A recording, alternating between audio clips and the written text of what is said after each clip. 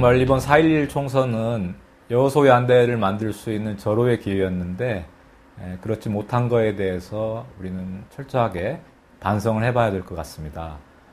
또 그렇게 반성을 했을 때 대선 투쟁에서는 그와 같은 잘못을 반복하지 않을 것이라고 생각을 합니다. 혹시 우리가 상황을 너무 낙관하지는 않았는지, 또 우리가 국민들의 어떤 요구에 비추어 봤을 때 제대로 부응하고 있는 것인지 이런 점에 대해서 되돌아보는 이런 시간이 필요할 거라고 생각을 합니다. 이번 총선 결과가 여소야대가 안 되고 여대 야소가 되었다고 해서 절망할 필요는 없다고 생각을 합니다. 이번 총선 결과를 뜯어보면 상당히 의미 있는 부분들이 많이 있습니다. 이번에 박근혜 새누리당이 승리하는 데 있어서 주요했던 게 바로 이제 MB하고 차별화였거든요. 예를 들면 복지를 한다거나, 일자리를 늘린다거나, 비정규직 대책을 마련한다거나, 등등, 경제민주화 공약들을 냈는데요. 이 공약을 내고도, 가까스로 과반수를 확보했는데, 실제 그 전국 득표자 수나, 정당 득표에서는 야당들에게 졌거든요. 그런 점에서 결코 우리가 절망할 필요는 없다 이렇게 생각을 합니다. 그리고 이러한 총선의 결과가 6월 달에 개원하는 19대 국회, 그 다음에 연말까지 계속될 대선에 지금 큰 영향을 미치고 있습니다.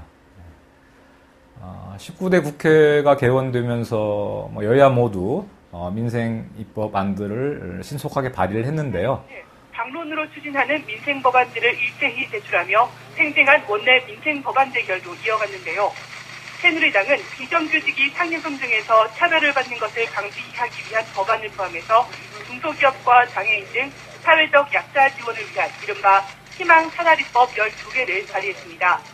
민주통합당은 반값 등록금 법안을 포함해서 비정규직 문제 해결을 위한 고용 안정 법안 등 19개 법률안을 제출하고 민생 문제 해결에 나섰습니다. 저희 공공운수노조연맹이 이번 총선에서 그 야당과 정책 협약을 하고 또 후보하고 정책 협약을 했습니다. 그 중에서 51명이 지역구에서 당선이 됐거든요. 그런 국회의원들은 저희들이 19대 국회에서 법 개정 투쟁을 해나가는 데 있어서 주요한 협력자가 될 것이라고 생각을 하고 있습니다.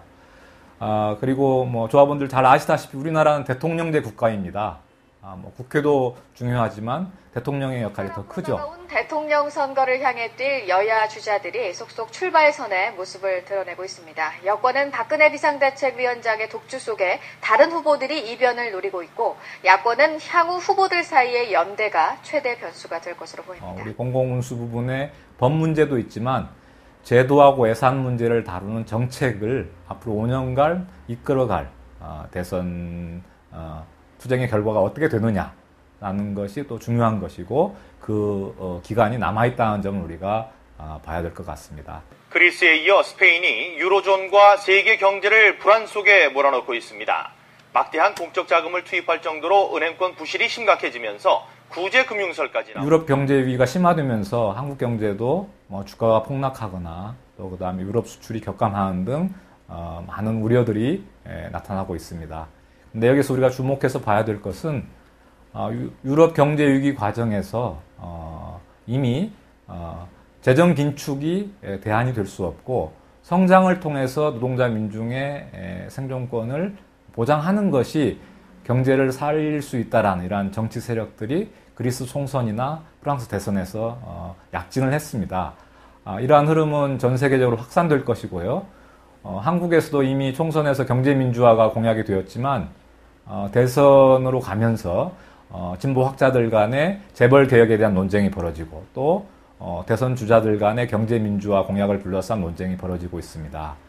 이런 점들 비추어 볼 때 앞으로 남은 기간 동안 국제적으로나 국내적으로 매우 역동적인 정세가 될 것 같습니다. 특히 대선과 관련해서 여야 모두 승리를 장담할 수 없기 때문에 노동자 민중의 요구와 투쟁을 무시할 수는 없을 거라고 생각을 합니다. 우리가 이 점을 잘 활용해서 나가는 게 필요하다고 보고요. 그런 점에서 민주노총이 8월 달에 법제도 개정을 요구하면서 총파업 계획을 세운 것은 정세에 적절한 이런 대응이라고 생각을 합니다.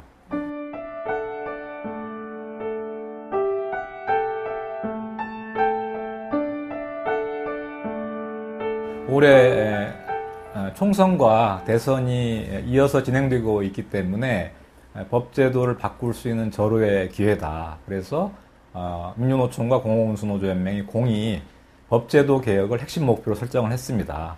근데 막상 조합원들은 이게 자기하고 어떤 관계가 있는지에 대해서 충분히 또 정확하게 인식하고 있지 못한 것이 현실입니다.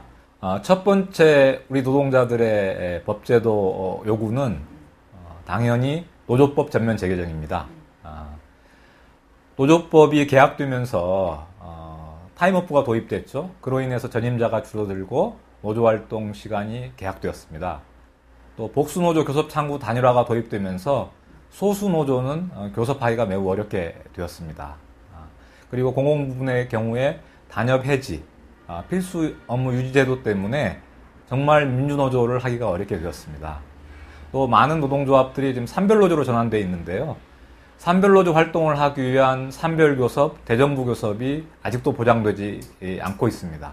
뿐만 아니라 우리 특수고용직 노동자들은 노동기본권이 보장되지 않음으로 인해 가지고 산별노조가 어떤 설립 자체를 위협받는 이런 처지에 처해 있는 것이죠. 그런 점에서 우리 노동자들의 고용과 노동조건을 개선시킬 수 있는 무기인 민주노조, 산별노조를 살리기 위해서 반드시 개혁된 노조법을 개정해야 되는 것입니다. 그리고 경제위기가 심화되면서 우리 노동자들의 고용 불안, 또 생활 조건이 매우 악화되고 있습니다. 그래서 정리해고를 막을 수 있는 근로기준법의 개정, 또 비정규직의 확대를 막고 비정규직을 정규직화하고 차별을 철폐할 수 있는 비정규직법의 전면 개정, 또 저임금 노동자들의 생활 향상을 이루어낼 수 있는 최저임금법의 전면 개정 등이 필요하다고 할 수 있겠습니다. 두 번째로 우리 공공부문에 종사하는 노동자들과 관련된 법제도 사항입니다. 공공부문의 노동자들은 정말 2중, 3중으로 통제를 받고 있습니다. 노조활동이나 노동조건 개선을 하는 데 있어서 예산지침, 경영평가, 감사원 감사에서 통제되고 있습니다. 공공기관 노동자들은 임금을 올리려고 하더라도 지침에 의해서 묶여 있습니다. 그동안 동결되거나 물가에 훨씬 못 미치는 임금 인상을 해왔습니다. 임금이 높은 공공기관이 있고 낮은 공공기관이 있는데 이 격차는 계속 고착화되어 왔습니다. 그리고 경영평가를 통해서 성과급을 주고 있는데 성과급 폭이 계속 확대되면서 공공기관 간의 경쟁이 격화되고 또 노동자들 내에서 경쟁이 격화되고 있습니다. 이로 인해서 공공기관이 제 역할을 못하고 돈벌이 경영으로 내몰리고 있고 또 공공기관 노동자들 간의 동료의식이 아니라 경쟁의식에 살벌한 이런 조직 문화를 만들고 있습니다. 이런 잘못된 경영평가 제도, 예산지침 제도를 바꾸기 위해서는 이것을 규정하고 있는 공공기관 운영법, 지방공기업법을 꼭 개정해내야 되는 것입니다.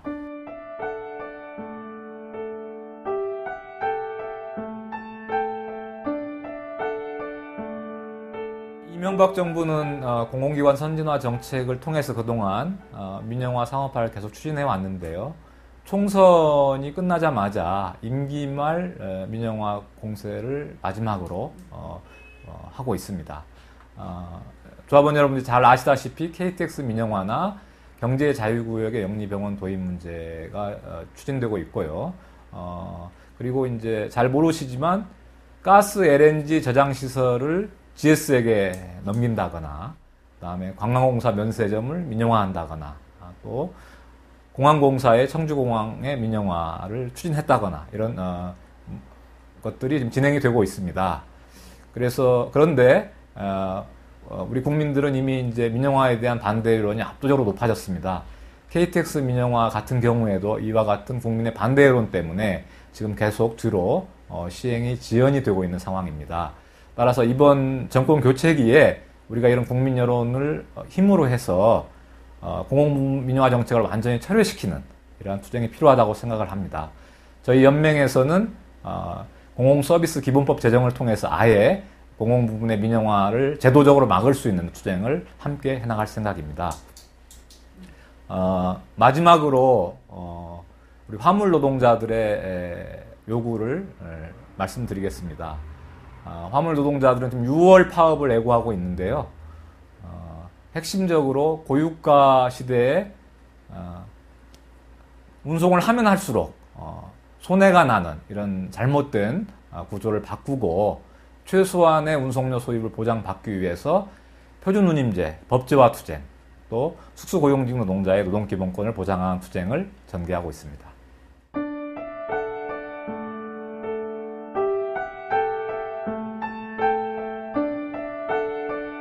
앞으로 투쟁을 해나가는 데 있어서 지난 총선에서의 우리의 한계나 잘못을 반복하지 않는 것이 중요하다고 생각하고 있습니다. 야권 연대나 그 다음에 선거운동만으로 정권 교체를 이루거나 법제도를 하기가 쉽지 않다는 것이 확인되었습니다. 특히 여대 야소가 된 상황에서 법 개정을 이루기 위해서는 보다 힘있는 투쟁이 필요하다고 생각을 합니다. 민주노총 차원에서 힘을 모아서 함께 투쟁하는 것이 필요하고요. 공공부문의 경우에는 민주노총에 그치지 않고 한국노총까지 포함해서 함께 투쟁하는 것이 필요할 것 같습니다. 또한 민주노총 공공부문을 하나로 묶고 시민사회와 연대함으로써 국민의 지지 속에서 법개정 투쟁을 전개해 나가는 방향 설정을 하고 있습니다. 이와 같은 방향 설정에 따라서 민주노총은 개원국회에 맞춰서 6월에 입법 발의를 촉구하는 경고 파업을 합니다. 그리고 8월 달에 발의된 법안을 관철시키기 위한 민주노총의 총파업을 진행할 계획입니다. 이와 같은 민주노총 총파업 일정에 맞춰서 공공운수노조 연맹은 6월 달에 우리 공공운수노조의 총력 투쟁 주간을 설정해서 우리 산하조합원들이 한 번씩은 나와서 집회나 촛불문화제에 참여할 수 있도록 이렇게 할 계획입니다.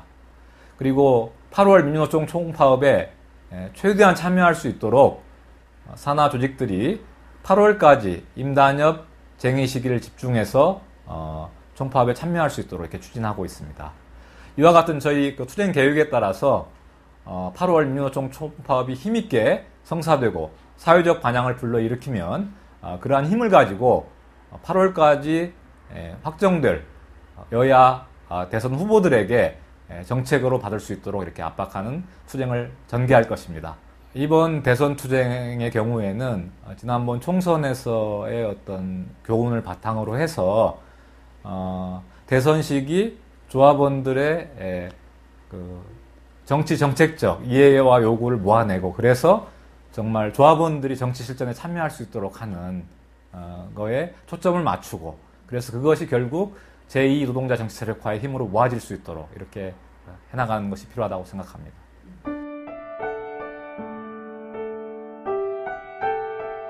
공공운수 부분의 법제도와 정책을 바꾸는 것은 바로 조합원 여러분의 요구입니다. 그리고 공공운수 부분의 법제도를 바꾸는 힘도 조합원 여러분이 함께할 때 나옵니다. 국회의원이 대선 후보가 지도부, 간부 몇몇 사람을 보고 움직이겠습니까? 우리 14만 조합원의 힘이 하나로 모일 때 힘을 발휘하게 될 것입니다. 첫째, 법제도 개선 요구가 바로 조합원 동지들의 요구라는 것을 현장에서 함께 토론해 주십시오. 그리고 결의를 모아 주십시오. 다음으로 그러한 결의를 바탕으로 조합원 여러분이 실천할 수 있는 것들을 하나씩 해 주십시오. 파업에 참가할 수 있으면 가장 좋겠습니다. 그렇지만 파업에 참여하지 못하더라도 집회는 꼭 한번 나가겠다는 다짐, 집회는 못 나가더라도 SNS를 통해서 실천에 참여하겠다라는 이런 다짐, 이러한 조합원 한 사람 한 사람의 다짐이 14만 조합원의 마음이 하나로 모일 때 우리의 투쟁의 힘은 사회적으로 큰 위력을 발휘하게 될 것입니다. 지금 공공운수노조연맹은 공공운수 부분 법제도 개혁을 위한 서명운동을 진행하고 있습니다. 조합원 여러분, 이 서명에 참여하셨나요? 만약 참여하지 않으셨다면 꼭 서명에 참여해 주시기 바랍니다. 또 지역별로 캠페인이 벌어지고 있습니다. 또 많은 형태로 SNS 실천들이 벌어지고 있습니다. 요 실천에도 함께 해주시기 바랍니다. 조합원 여러분들의 이러한 실천들을 모아서 민주노총과 공공운수노조연맹은 6월 경고 파업 및 총력투쟁, 8월 총파업을 힘있게 성사시킬 것입니다. 조합원 여러분, 올해 반드시 공공운수 부분의 법제도 개혁을 쟁취합시다.